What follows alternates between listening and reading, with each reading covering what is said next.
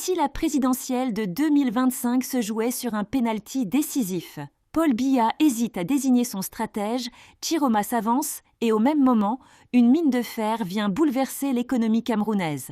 Bienvenue dans votre revue de presse de ce mardi 23 septembre 2025. Un tour d'horizon en 90 secondes, à travers les unes marquantes des journaux camerounais. L'Indépendant ouvre avec Sangmelima, bastion imprenable. Le quotidien souligne la mobilisation financière et humaine du RDPC pour une campagne de proximité réussie en faveur du candidat du parti sous la conduite du professeur Jean-Sylvain Omvondo. Forum Libre met en avant les obsèques de Luc Ondjodo. Le ministre Henri Eyebe Aïssi lui a rendu un vibrant hommage en présence des élites de l'Aléquier et de nombreux membres du gouvernement.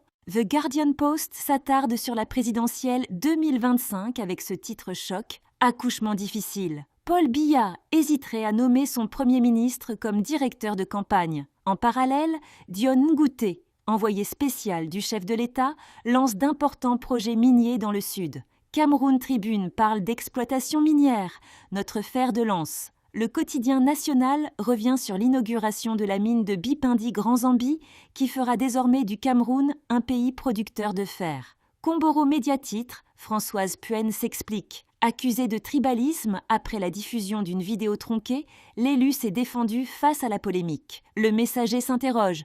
Bourreau de Bello et Chiroma? Le journal analyse la candidature de Boucar Abdourahim, susceptible de fragiliser le RDPC dans le Grand Nord. Econews choisit l'économie avec. La drague Monde Mandara prend un congé forcé. Une décision symbolique pour le port autonome de Douala.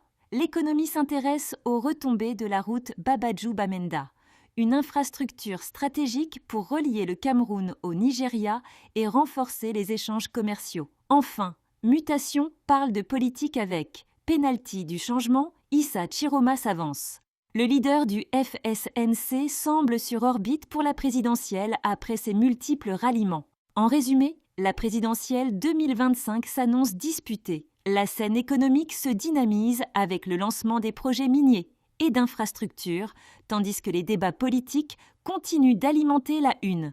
Merci de nous avoir suivis. N'oubliez pas de vous abonner et de visiter ekiosque.cm pour acheter vos journaux avec 50% de réduction et les lire en ligne. Retrouvez-nous aussi sur Facebook, X, Instagram et LinkedIn. On se donne rendez-vous demain matin pour une nouvelle revue de presse.